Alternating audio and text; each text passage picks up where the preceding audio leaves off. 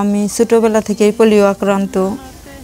আগে আমি হুইল চেয়ারও চড়তাম না, মানে আপরে পারে চলাফেরা করতাম, এসও বানাই দিতে পারতাম না। এখন তো ৩,০০০ টাকা দামি জুব্বা পাঞ্জাবি বানাই দিছি, যখন যা চাই দিতে পারতাছি। যাকাত শুধু একটি ধর্মীয় বিধান নয়, এটি সমাজ পরিবর্তনের এক শক্তিশালী হাতিয়ার।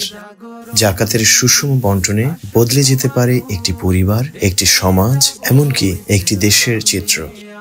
আজ আমরা শুনবো এমন এক অসহায় নারীর গল্প, আস-সুন্নাহ ফাউন্ডেশনের যাকাত তহবিলের মাধ্যমে বদলে গেছে যার জীবন। ঢাকা জেলার সাভার উপজেলার বনগাঁও গ্রাম, এখানেই বাস করেন কাজল বানু। ছোটবেলায় পোলিও রোগে আক্রান্ত হয়ে হারিয়ে ফেলেছিলেন স্বাভাবিক চলাফেরার ক্ষমতা। এখন চলাচলের জন্য তার একমাত্র ভরসা হুইল চেয়ার। আমি ছোটবেলা থেকেই পোলিও আক্রান্ত। আগে আমি হুইল চেয়ারও চড়তাম না, মানে আপরে পারে চলাফেরা করতাম। কাজল বানুর সংসারে রয়েছে 2 সন্তান আর দিনমজুর স্বামী। অভাবের সংসারে প্রতিদিনই লড়াই করতে হয় তাদের।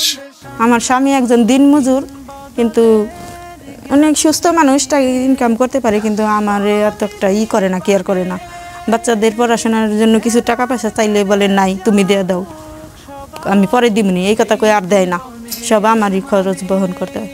যদি বলি যে আমার এই জিনিসটা কিনে দাও, আজকে তেল নাই, নুন নাই, বলে যে তুমি আনো গা, তুমি কি তুই করেই কয় আমার। এক সময় কাজল বানু ঘরে বসে সেলাইয়ের কাজ করতেন, তাতে আয় হতো সামান্যই।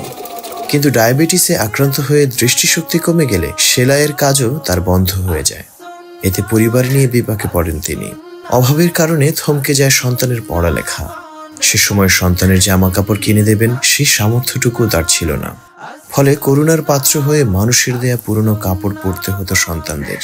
2024 সালে আস-সুন্নাহ ফাউন্ডেশনের স্বাবলম্বীকরণ প্রকল্পের আওতায় কাজল বানুকে একটি দোকানের ব্যবস্থা করে দেয়া হয়। দোকানটির মাধ্যমে তিনি খুঁজে পান ঘুরে দাঁড়ানোর শক্তি। ডায়াবেটিসের কারণে চোখের পাওয়ার কমে গেছে, এখন সেলাই কাজ করতেও কষ্ট হয়। তারপর এখন বুঝতেছি কি করুম। পরে আস-সুন্নাহ ফাউন্ডেশন থেকে 30,000 টাকা আমাকে স্বাবলম্বী প্রকল্প থেকে দেওয়া হয়। ওই টাকা নিয়ে আমি জুতার ব্যবসা শুরু করি।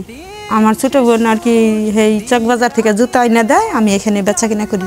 শুধুমাত্র বনগাঁও ইউনিয়নেই স্বাবলম্বী প্রকল্পের আওতায় সহায়তা করা হয় আরো 24 জনকে। দিনের আবর্তনে কাজল বানুর দোকান আগের চেয়ে বড় হয়েছে। দোকানে আয় থেকে এখন ভালোই চলছে তার সংসার। সন্তানের পড়ালেখাও চলছে নিয়মিত। বছর শেষে এখন তিনি সন্তানদের জন্য নতুন জামা কিনতে পারেন। আগে তো পড়ালেখা করাইতে, মানে প্রাইভেট পড়ার লাগে স্কুলে দিছিলাম ছেলেরে, পরে স্কুল ড্রেসও বানাই দিতে পারতাম না, মাইসের কাছ থেকে চাই না পড়াইতাম পুরান কাপড় চোপড়। এখন তো ৩,০০০ টাকা দামি জুব্বা পাঞ্জাবি বানাই দিছি। তারপরে একটা মাদ্রাসায় ভর্তি করছি, এখন ছেলেরে মাদ্রাসায় পড়াইতেছি, যখন যা চাই দিতে পারতাছি।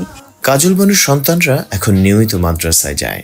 দুঃসহ অতীতকে পেছনে ফেলে এখন তারা সামনের দিকে এগিয়ে যেতে চায়।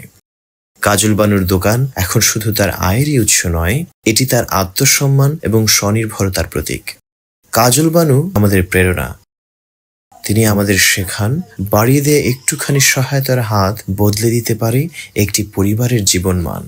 আপনার যাকাতের একটা অংশ আস-সুন্নাহ ফাউন্ডেশনের যাকাত তহবিলে প্রদান করে অসহায় মানুষের স্বাবলম্বীকরণে ভূমিকা রাখতে পারেন আপনিও। আস-সুন্নাহ ফাউন্ডেশন, উম্মার স্বার্থে সুন্নাহর সাথে।